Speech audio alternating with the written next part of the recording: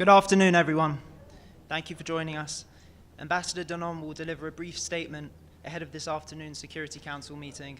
He will take your questions afterwards. Please remember, if you're called to ask a question, to announce your name and your news outlet. Thank you.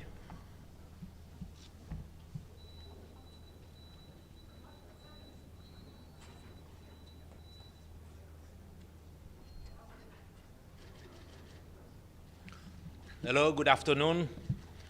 Early this morning, the Israeli Air Forces carried out a strike that eliminated Ibrahim Akil, one of Hezbollah's most senior military commanders and member of their Jihad Council. Since 2004, he has served as the head of Hezbollah's operations unit, in which he was responsible for Hezbollah's bombing attacks, anti-tank missile attacks, air defense, and other military fields. Akil was one of the most wanted men on the planet, with a $7 million reward on his head for the 1983 bombing of the US Embassy in Beirut and other terror attacks. He was responsible for the murder of hundreds of Americans, and Israel served him the justice he so richly deserved. On October 8th, while Israeli civilians were still being slaughtered in the south by Hamas, Hezbollah unleashed hundreds of rockets at our civilians in the north. Since that day, Hezbollah has launched over 8,000 rockets at our civilians. They have forced over 60,000 people to flee their homes, becoming refugees in their own country. You can look at this image, which shows Hezbollah's Radwan force scouting our communities. I refer you to Resolution 1701, that they should not be next to our border. And look, you can see the Radwan actually on the fence with Israel, planning a similar attack like we had coming from Gaza on October 7th. Their sole purpose is to carry out a similar attack against Israeli civilians in the north. If Hezbollah is not pushed back from our border to north of the Litani River through diplomatic efforts, Israel will be left with no choice but to use any means within our rights to defend our citizens and enable the evacuees of the north to return to their homes. Thank you. Ambassador, it's Pamela Falk from U.S. News and World Report.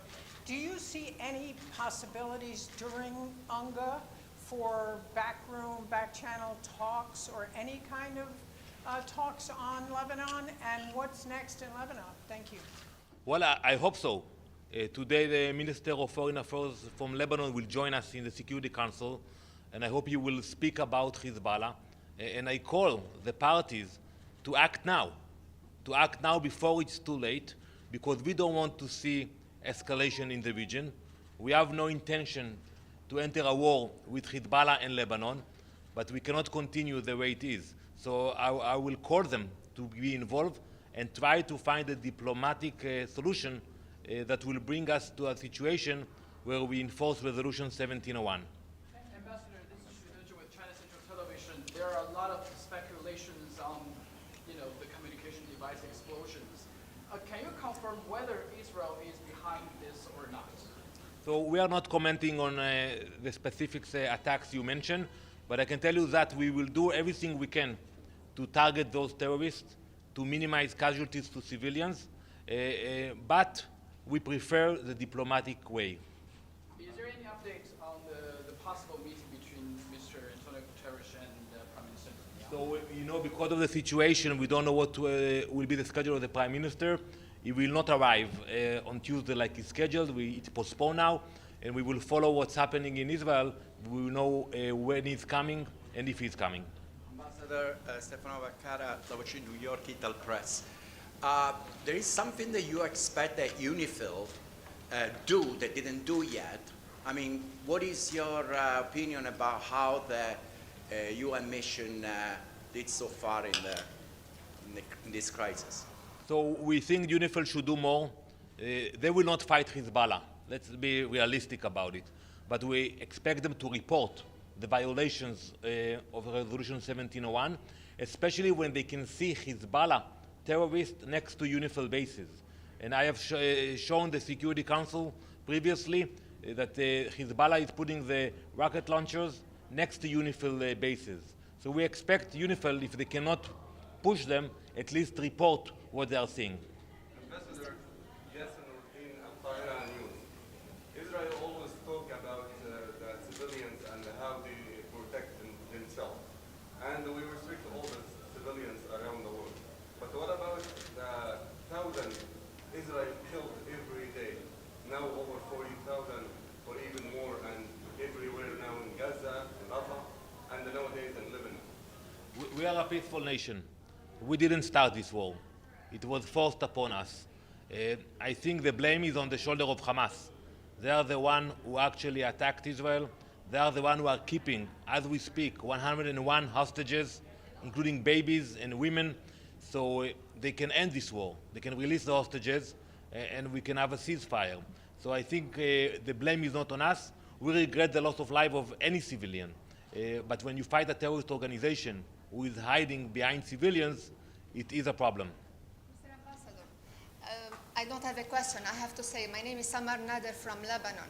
Congratulations for today for killing Israel, and congratulations for killing 5 kids added to the 10,000 kids of Gaza. Thank you. I will send you a message to the people of Lebanon.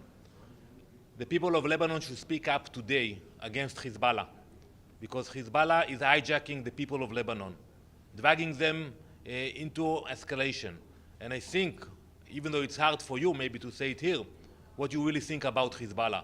I know it's hard for many Lebanese, but I call them to speak up and try to do whatever they can to avoid the escalation. Please. Ambassador, Jessica from France report. If we had a situation where personal communications devices were booby-trapped in Israel and civilians were killed due to that, would you classify that as a war crime? Well, when you look at the intention of whom we target, you realize that we target terrorists, period. And when you target terrorists, according to international law, you can target terrorists, even if they are hiding behind civilians. We do whatever we can to minimize casualties, and we use, without referring to what you said, we do use sophisticated weapons in order to target the terrorists and not the civilians around them. One more question, please. Maria Ramadi with the Iran International News Channel. The Iranian ambassador to Islamic Republic of Iran, Amir Saeed Iravani, said that they would follow up on the attack on the ambassador in Lebanon and also asked the Security Council and the Secretary General to take action against the attacks that if there is a Israel attack. What's your reaction to this statement from the permanent representative of Islam? Well, I'm looking forward to hear him speaking at the council within an hour or so, and I would be very happy to hear him saying what I'm saying now, that we want to prevent escalation in Lebanon. I don't think the Iranians really care about what's happening in Lebanon. I think they are using the Lebanese people. They are using Lebanon as a launching pad against Israel, and I think the Lebanese people should stand up against that. Thank you very much.